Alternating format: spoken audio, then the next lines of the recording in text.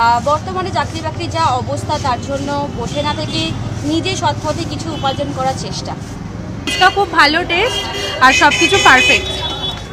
কীভাবে ভাবছেন যে এই যে একজন মহিলা যে ফুচকা বিক্রি করছে, আপনি একজন মহিলা, কি বলবেন? খুবই ভালো। দিদিকে দেখে আরও অনেক মেয়েরাই উৎসাহিত হবে যে রাস্তায় বেরিয়েও কোনো কাজে লজ্জা নেই, সবভাবেই কাজ করা যায়। অবশেষে নিজের ভবিষ্যতের স্বপ্ন ভুলে পড়াশোনা শেষ করে এখন ফুচকা স্টল দিয়েছেন বিএড পাস শ্রেয়সী ঘোষ। স্বপ্ন ছিল বড় হয়ে শিক্ষিকা হওয়ার। বছরের পর বছর বন্ধ রয়েছে শিক্ষক নিয়োগ চাকরির পরীক্ষা। অবশেষে নিজের ভবিষ্যতের স্বপ্ন ভুলে পড়াশোনা শেষ করে এখন ফুচকা স্টল দিয়েছেন বিএড পাস শ্রেয়সী ঘোষ। ছোট থেকেই দারিদ্রতার মধ্যে দিয়েই বড় হয়েছেন বিএড ফুচকা দিদি অর্থাৎ শ্রেয়সী ঘোষ। রানাঘাটের শালবাগান এলাকায় মামার বাড়ি। ছোট থেকে মামার বাড়িতেই থাকতেন। অভাব অনটনের মধ্য দিয়ে পড়াশোনা চালিয়েছেন। এখনও পড়াশোনার সঙ্গে যুক্ত, বর্তমানে ডিএলএড করছেন। মামা তার ক্লাস 8 পর্যন্ত পড়াশোনার দায়িত্ব নেয়। এরপর নিজের পড়াশোনা করে এগিয়ে যাওয়ার লক্ষ্যে নিজেকেই দায়িত্ব নিতে হয়েছিল। শ্রেয়সী ছোট থেকে নৃত্যশিল্পের সঙ্গে যুক্ত থাকায় তিনি ছোটদের নাচ শিখিয়ে অর্থ উপার্জন করত। কলেজে সংস্কৃত অনার্স নিয়ে গ্র্যাজুয়েশন কমপ্লিট করার পর তিনি বিএড পাস করেন 2018-2020 বর্ষে।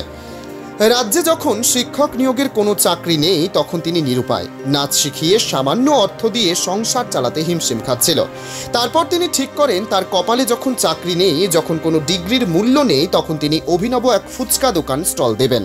ভাবনা অনুযায়ী কাজও করলেন, আর দোকানের নামকরণ করলেন বিএড ফুচকা দিদি।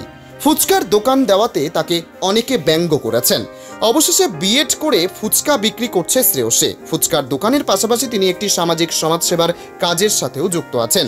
সাধারণ মানুষজন থেকে শুরু করে নিত্যযাত্রীরা যখন তার ফুচকার দোকানে ফুচকা খেতে এসে অনেক দুঃখ প্রকাশ করে যে কিনা শিক্ষক হওয়ার কথা, সে আজ রাস্তার ধারে ফুচকার দোকান দিয়েছে, তখনই আক্ষেপের সুরে শ্রেয়সী বুঝিয়ে দেয় তার ভাগ্য নির্ধারণের কথা। অন্যদিকে শ্রেয়সীর স্টলের ফুচকা জনপ্রিয় হলেও ফুচকা প্রেমীদের কাছে এখন যথেষ্টই স্নেহময়। শ্রেয়সী মানুষের মনের অন্তরে নিজের জন্য জায়গা করে নিয়েছেন তিনি। কারণ হচ্ছে জীবনে চলার পথে অর্থের প্রয়োজন ভীষণভাবে। আপনি যেদিকেই যাবেন সেদিকেই অর্থ লাগবে।